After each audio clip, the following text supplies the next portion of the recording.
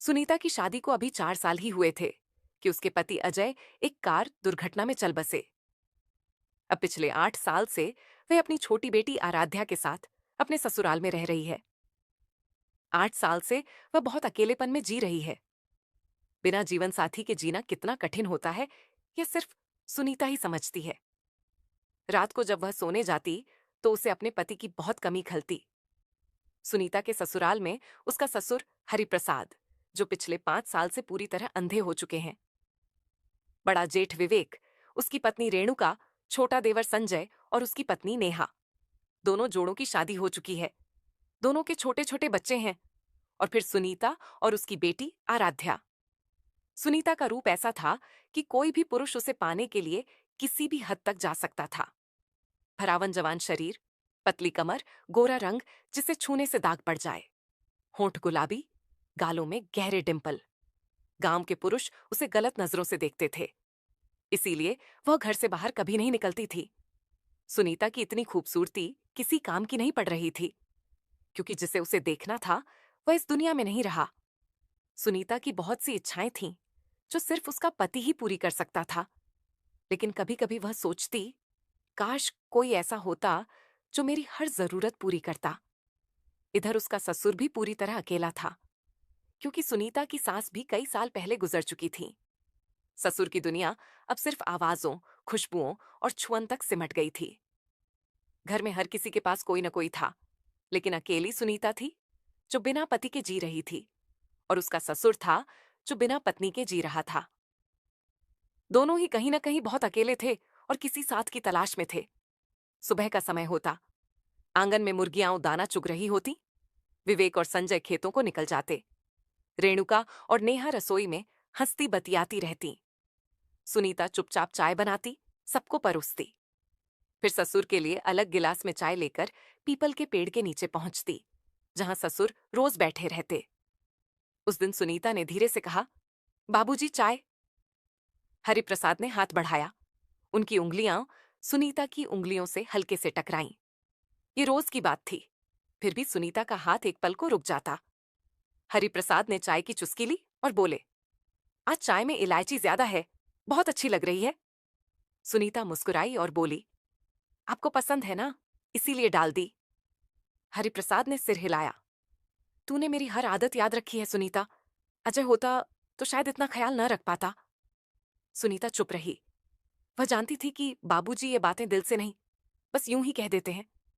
फिर भी सुनकर सीने में कुछ चुभता। दिन भर का काम चलता, दोपहर में सब अपने अपने कमरे में आराम करते। आराध्या सुनीता के पास सोती, सुनीता खिड़की से बाहर देखती रहती। सामने वाले कमरे में रेणुका और विवेक हंस रहे होते। कभी नेहा और संजय की आवाज आती।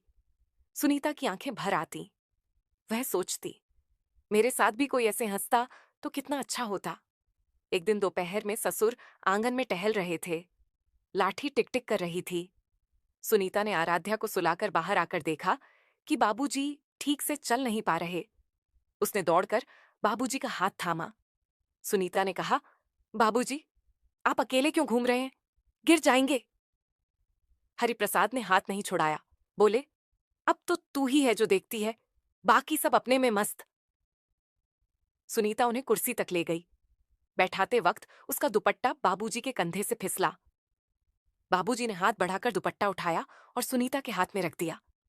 उनकी उंगलियां सुनीता की हथेली पर रुक गईं। हरिप्रसाद ने धीरे कहा, तेरी हथेली अभी भी गर्म है, जैसे पहले थी। सुनीता कुछ नहीं बोली, बस दुपट्टा ठीक किया और चली गई। शाम को सब लोग छत पर बैठे थे। ठंडी हवा चल रही थी। विवेक और संजय अपने बच्चों को गोद में लेकर मजाक कर रहे थे। रेणुका और नेहा एक दूसरे को नई साड़ियां दिखा रही थीं। सुनीता दूर कोने में बैठी आराध्या के बाल संवार रही थी।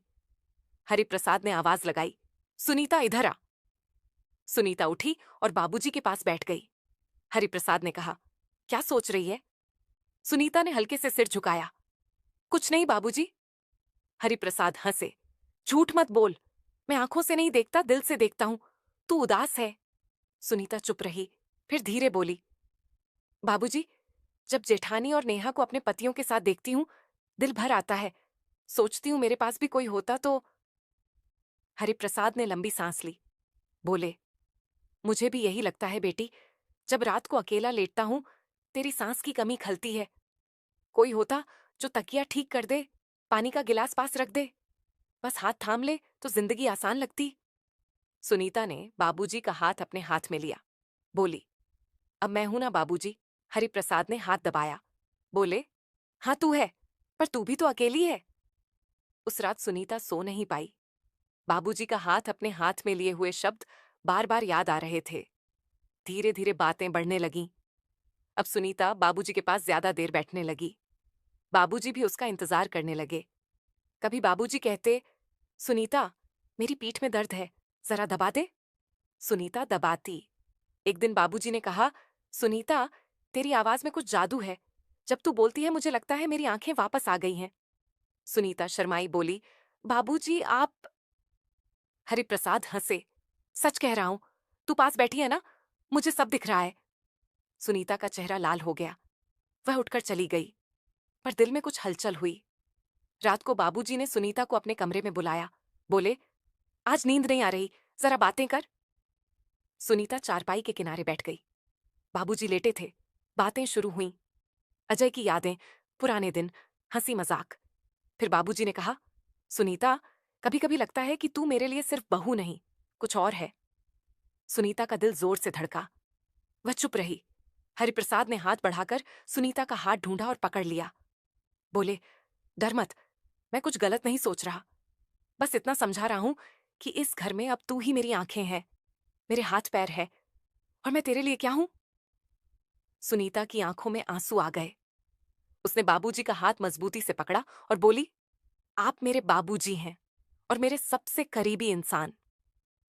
हरिप्रसाद मुस्कुराए। बोले, बस इतना ही काफी है बेटी। फिर धीरे धीरे सुनीता और बाबूजी का रिश्ता एक अनोखी गहराई में चला गया। अब सुनीता अपने ससुर के हर छोटे बड़े काम में हाथ बटाती।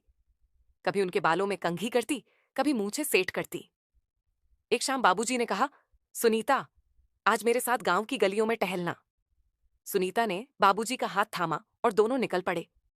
गांव वाले देखते रह गए।